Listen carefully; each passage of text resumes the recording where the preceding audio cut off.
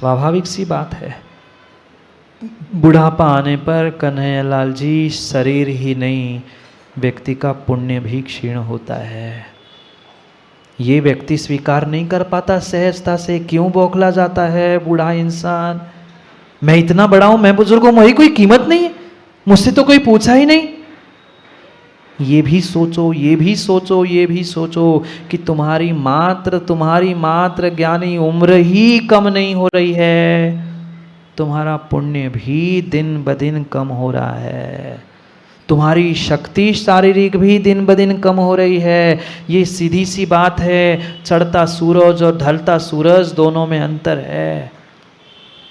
यही जिंदगी के साथ है, यही जिंदगी के साथ है। अगर आज से अभी से हमने अपनी सहन शक्ति नहीं बढ़ाई है तो मरते समय कोई संभालने वाला, कोई आपको समझ देने वाला आ नहीं सकता। और आ भी जाए ना, आप उसे धुतकार कर भगा दोगे।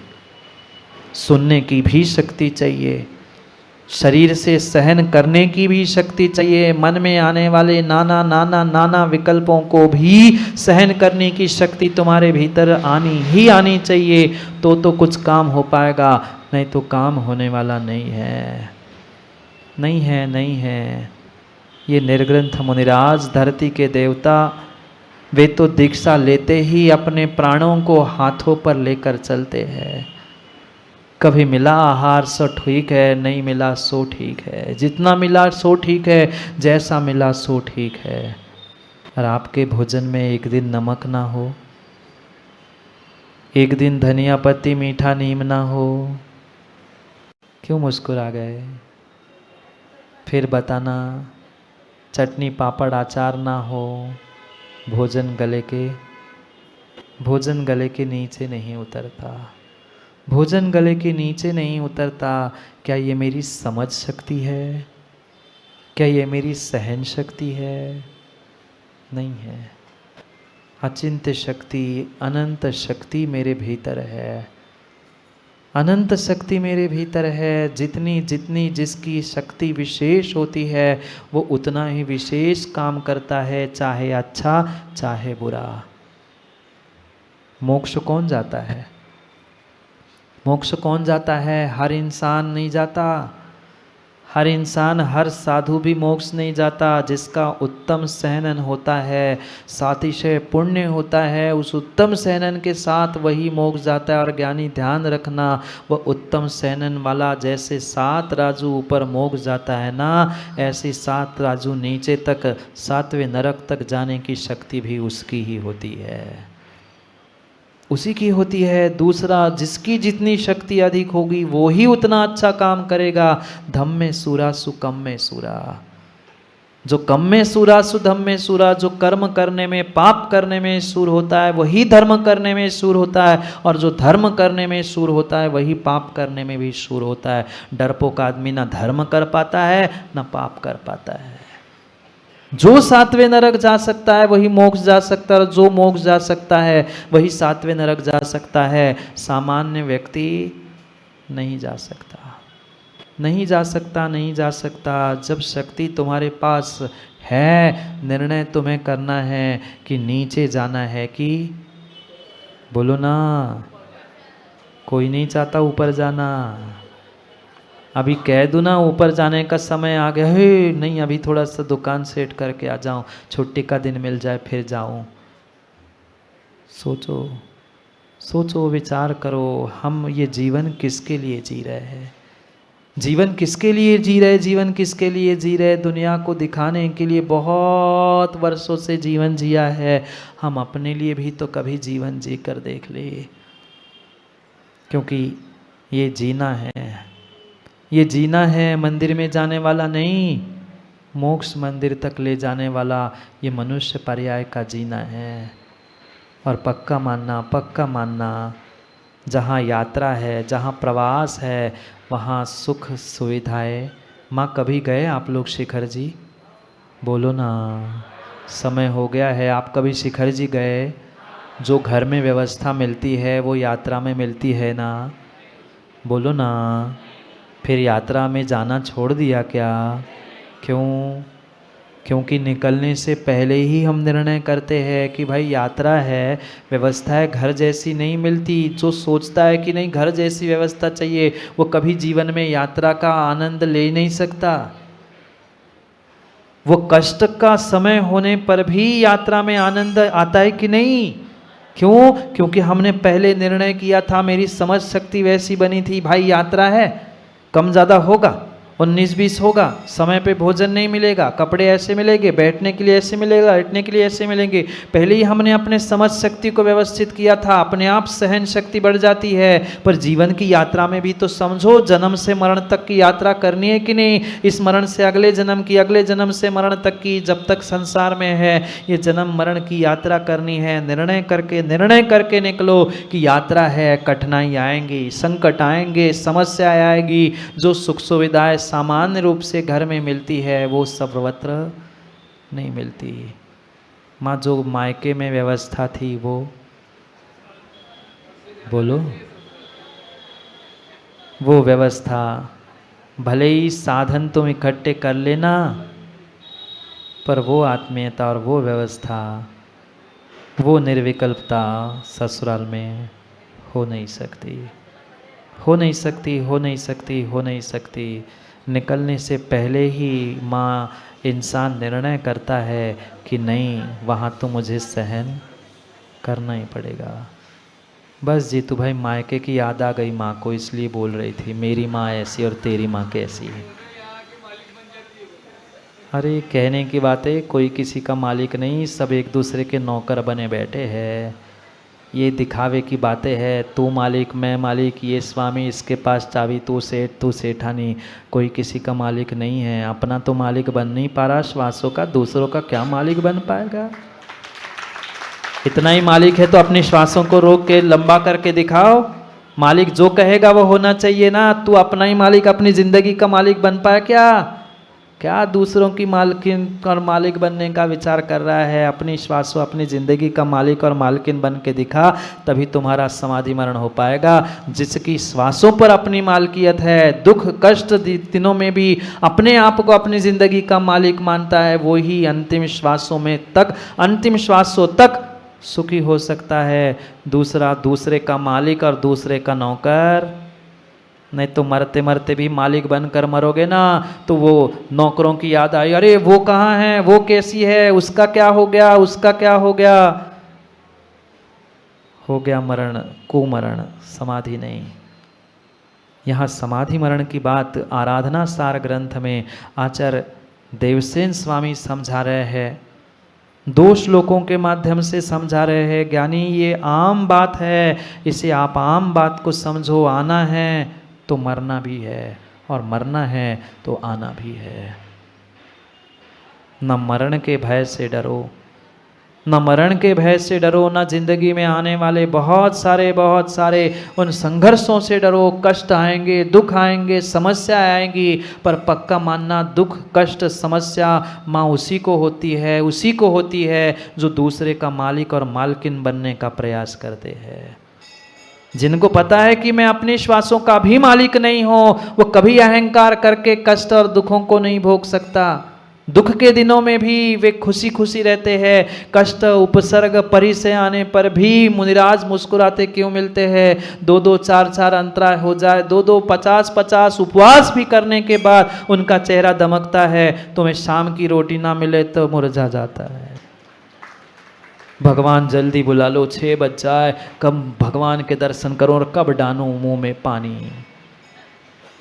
मुरझा गया चेहरा, मुरझा गया चेहरा। सोचो विचार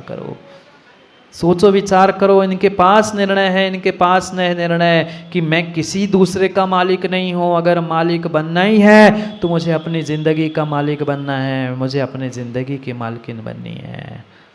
करो ना अपने श्वासों पर, करो ना अपने दुख के दिनों में अपने भावों पर, अपने मन पर कंट्रोल। हो पा रहा है? बोलो हाँ। किसके मालिक और किसकी मालकिन सेठानी बनकर चाबी लेकर घूम रहे हैं? अपनी दिमाग, अपनी सोच की तो चाबी सही घूम नहीं रही है। क्यों कोषाध्यक्ष जी, है क्या चाबी? कोष की तो चाबी है, पर किसी के दिमाग की चाबी किसी स्वयं के पास नहीं है।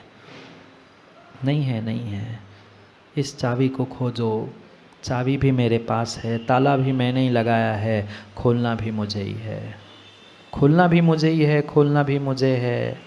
क्योंकि पक्का पक्का पक्का मानना, यहाँ बैठे प्रत्येक इंसान की मृत्यु, आप लोगों को अकेले को नहीं कह रहा हूँ मैं, अपने आप को भी बता रहा हूँ, मुझे भी मरना है। जब जब किसी के समाधि मरण को देखता हूँ, जब जब किसी के समाधि मरण की सूचना सुनता हूँ, तब तब मैं अपने आप को भी याद दिलाता हूँ, उनकी फ़ोटो, उनकी वीडियो, उनकी अवस्था देखकर, ज्ञानी तेरी भी अवस्था ये होने वाली है, तू सोच ले, तू विचार कर ले। तूने मात्र इसीलिए संयम धारण किया है, तूने मात्र इसीलिए मोक्ष मार्ग पर चलना प्रारंभ किया है कि लक्ष्य अंतिम वही समाधि मरण का हो। पर समाधि मरण उन्हीं का होगा जो आज से सहन शक्ति और समझ शक्ति को बढ़ाने का प्रयास करेगा। थोड़े से अपने आप को संभाल लो, बहुत कुछ संभल जाएगा। पूरी ज़िंदगी संभल जाएगी, पूरी ज़िंदगी संवर जाएगी। रोने बिलखने से काम बनेगा नहीं, माँ बिगड़ेगा ज़रूर। मत बिगाड़ो अपनी ज़िंदगी, बची हुई ज़िंदगी को रोते बिलखते हुए उदास होके मत बिगाड़ो। जो मिला है खुशी खुशी धर्म ध्यान करो ना, खुशी खुशी कर लो। हर व्यक्ति अपना अपना पुण्य पाप लेके आता है। हम क्यों दूसरे को संभालने के लिए, क्यों दूसरे को कंट्रोल करने के लिए प्रयास करते हैं, मेहनत करते हैं। अपने श्वासों पर, अपनी ज़िंदगी पर मालकियत हासिल कर लो, क्योंकि आचार्य भगवंतों ने कहा है मृत्यु सबकी होगी। धीरे भी विमर्दवम निधीरे भी अवश्यमर्दवम यदि दोनों भी विमर्दवम परम धीरम तेण वर्दवम। धीर की भी मृत्यु होगी, अधीर की भी मृत्यु होगी। मृत्यु सबकी होना नियत है। जब मृत्यु सबकी नियत है ही तो धीर के साथ मरे ना। अधीर भी रोते चिल्लाते बिलखते हुए भी मर रहा है, उसकी भी जिंदगी कट रही है। खुशी खुशी जीने वालों की भी जिंदगी कट रही है। धीर से धैर्य से मरने वालों की भी जिंदगी मृत्यु की ओर बढ़ रही है, मृत्यु भी प्राप्त होगी। तो क्यों ना हम धैर्य के साथ मृत्यु को सामना करें, मृत्यु का सामना करें।